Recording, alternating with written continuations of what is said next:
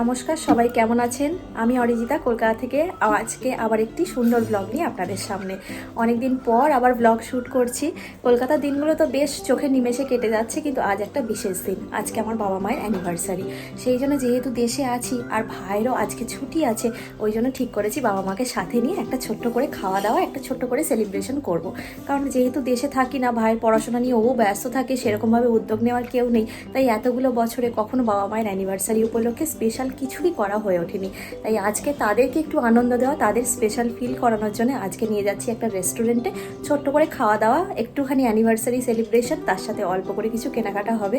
কারণ অনেকগুলো বছর বাবা মায়ের সাথে সত্যি আমার বেরোনো হয়ে ওঠেনি। আর আজ যেহেতু সুযোগ পেয়েছি, তাই সেই সুযোগটা কাজে লাগিয়ে ভাবলাম যে একটুখানি ঘুরে আসা যাক সবাই মিলে। তাই আজকের এই দিনটা সকলকে সাথে নিয়েই শুরু করছি আজকের ব্লগ। দেখতে থাকুন, চলুন। মোটামুটি টাইমের মধ্যেই একটা উবের আমরা পেয়ে গেছি। এখান থেকে আমাদের ইনড্রাইভ বা উবের পাওয়াটা একটু সমস্যা হয়, তবে ট্রেনের একটু গন্ডগোল চলছে। আর যেহেতু আমাদের রেস্টুরেন্টে খুব টাইমে ঢুকতে হবে, তাই আমরা ভাবলাম যে একটা উবের নিয়ে নিলে খুব তাড়াতাড়ি পৌঁছে যেতে পারবো। মোটামুটি 1:30টার মধ্যে রেস্টুরেন্টে ঢুকতে হবে। তাই উবের নিয়ে চললাম সবাই মিলে রেস্টুরেন্টের উদ্দেশ্যে। আর এই তো দেখতে দেখতে রাস্তাটা বেশ ফাঁকা ছিল, গড়িয়াহাটের মোড়ের কাছে পৌঁছে গেছি।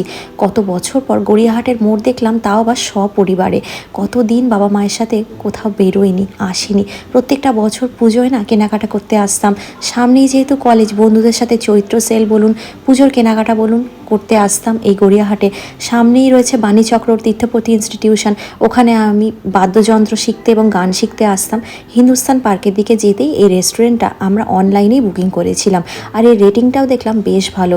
আমার বাবা যেহেতু খুব কম রেস্টুরেন্টে খাওয়া দাওয়া করে, খুব খুঁতখুঁতে মানুষ, রেস্টুরেন্টের খাবার তার ভালো লাগে না, এই জন্যই ঘরোয়া খাবার দাবার দেখেই এমন একটা রেস্টুরেন্ট আমি বুকিং করেছি।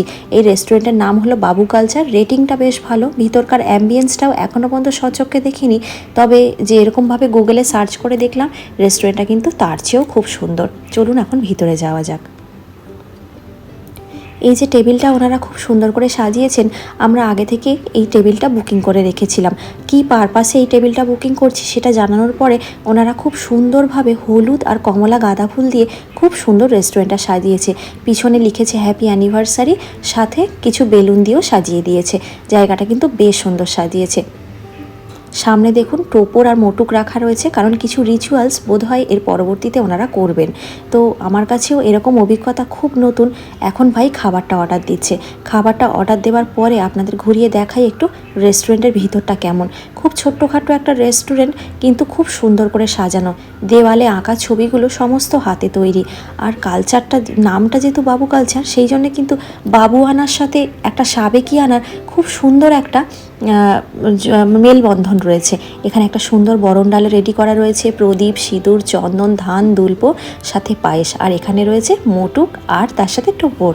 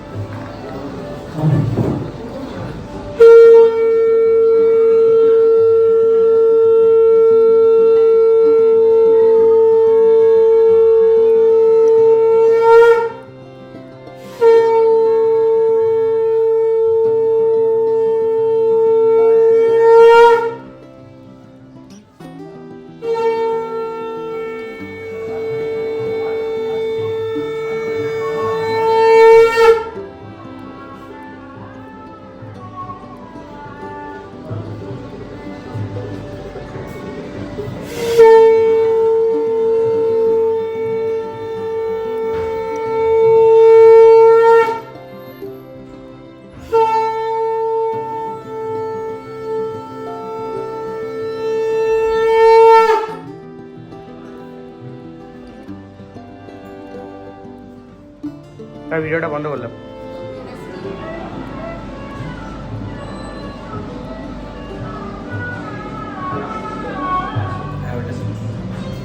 পড়াও।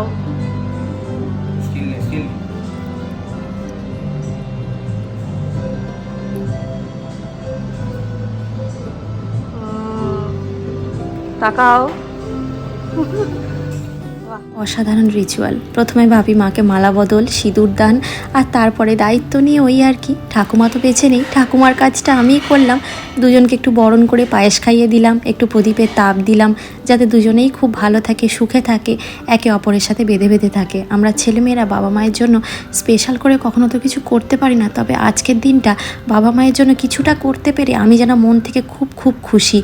তারা তো সারাটা জীবন ভোর আমাদেরকে মানুষ করার জন্যে, আমাদেরকে বড় করার জন্যে, আমাদের আনন্দ দেওয়ার জন্য কত চেষ্টা করে, আর আমরা তো সেভাবে পেরেই উঠি না। তবে আজকের দিনে এইটুকু করতে পেরে বাবা মায়ের জন্যে আমি এবং আমার ভাই দুজনে ভীষণ আনন্দ পেয়েছি। বাবা আমার কাজ পাগল মানুষ, সেরকমভাবে কাজ ছাড়া বাইরে বেরোই না, তবে আজ যে তাকেই আনন্দটুকু দিতে পেরেছি এই অনেক। তবে খুব ভালো লাগলো জানেন।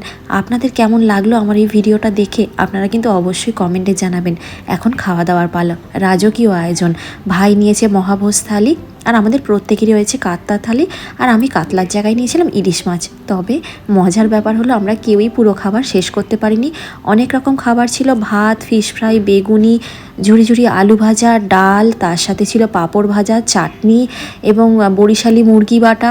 ভাই নিয়েছিল এখানে পাতুরি, একটা ভেটকি মাছের, মাও বোধহয় পাতুরি নিয়েছিল, বাপি নিয়েছিল কাতলা মাছ। তাছাড়াও ভাইয়ের যেহেতু মহাভোজ থালি ছিল, তার সাথে ছিল লুচি, আলুর দম, অনেক রকমেরই আইটেম ছিল। আর প্রত্যেকটা খাবার খুব ভালো স্বাদ, খুব ভালো খাবার দাবার। আপনারা চাইলে এই রেস্টুরেন্টটাতে যেতেই পারেন। এই রেস্টুরেন্টে অনেক রকমেরই সুযোগ সুবিধা রয়েছে। এখানে চাইলে কিন্তু আইবুড়ো ভাতেরও আয়োজন করা যেতে পারে। এখন আমরা খাওয়া দাওয়ার পর চলেছি একটু কেনাকাটা করতে। ভাবলাম যে যাই একটু ছোট্ট করে কেনাকাটা করি, বাপি মাকে যদি কিছু কিনে দিতে পারি। তাই সামনে সিটি স্টাইল বলে আমাদের খুব পছন্দের একটা ওই শপিং মল টাইপের রয়েছে, যেটা এক ছাদের তলায় সব কিছু পাওয়া যায়। তাই সেখানে গিয়েই বাপিকে জোর জার করে ধরে করে পাঞ্জাবি, জামা এসব পছন্দ করাচ্ছি। কিন্তু সে মানুষটা তো নেওয়ার বেলায় কিছুই নিতে চায় না, কোনো দিন না। শুধু কিনে দেওয়ার বেলায় শুধু রয়েছে ছেলে মেয়ে কোনটা পছন্দ করে, হ্যাঁ মা কি পছন্দ করে সেই মতন, কিন্তু সে কিছুই কিনবে না। তো তাকে মোটামুটি পাকড়াও করে ধরে মা, আমি, ভাই তিনজনে মিলে শুধু পছন্দ করাতে শুরু করেছি যে কোনটা তার পছন্দ। তো আমি একটু ঘুরে ঘুরে দেখছিলাম, কালেকশান বেশ ভালোই। আর এই শপিং মলটায় আসি তার কারণ এটার খুব মানে প্রাইসটা খুব দেখেছি রিজনেবল আর কি, আর কাপড়ের কোয়ালিটিটাও বেশ ভালো। অনেক বছর ধরে এখানে আমরা কেনাকাটা করতে আসি।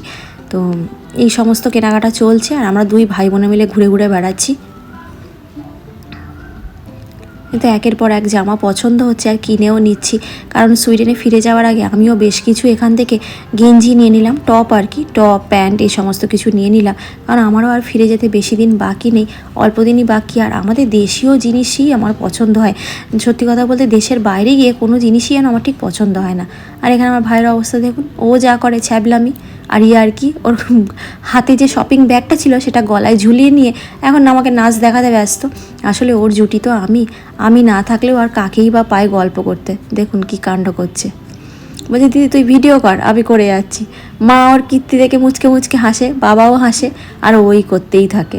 যাই হোক, সবাই মিলে অনেক দিন পর যেহেতু একসাথে কেনাকাটা করতে বেরিয়েছি, চারজনের তো আর একসাথে হয়েই ওঠে না, তো সেই জন্য আজকের দিনটা বেশ আনন্দে কাটিয়েছি। আর এখন এখানে চলছে বাপির গেঞ্জি পছন্দ করার পালা, কারণ পকেটওয়ালা গেঞ্জি ছাড়া সে পরে না। যাই হোক, এখন একটু ট্রায়াল দিয়ে দেখে নিই কোনটা মোটামুটি পছন্দ হচ্ছে।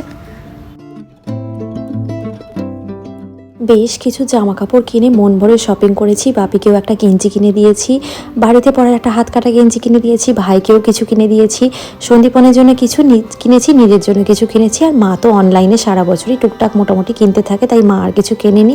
তো মন ভরে শপিং করে খাওয়া দাওয়া করে একটা দিনের একটা বেলা খুব আনন্দ করে কাটিয়ে এখন ফিরছি বাড়ির পথে। ট্রেন আর ধরিনি, ভাবলাম একদম উবের নিয়ে স্ট্রেট পৌঁছে যাব বাড়িতে। মোটামুটি 3:30 4টের মধ্যেই পৌঁছে যাব। আজকের দিনটা খুব খুব আনন্দ করে কাটিয়েছি। বহু বছর পর চারজনে মিলে একসাথে বেরিয়ে মনে হলো আজকে অনেকটা বছর পর অনেকটা আনন্দ করলাম। চলুন তাহলে বাড়ির পথে আস্তে আস্তে রওনা দিই। ভিডিওটাও তাহলে আজকে এখানেই শেষ করছি। সবাই ভালো থাকবেন, সাবধানে থাকবেন। আমার এই ভিডিওটার কোনো অংশ যদি আপনাদের একটুও ভালো লেগে থাকে অবশ্যই তাহলে একটা লাইক কমেন্ট করে জানাতে কিন্তু ভুলবেন না। আপনাদের কমেন্ট আমাকে সবসময় উৎসাহ দেয়।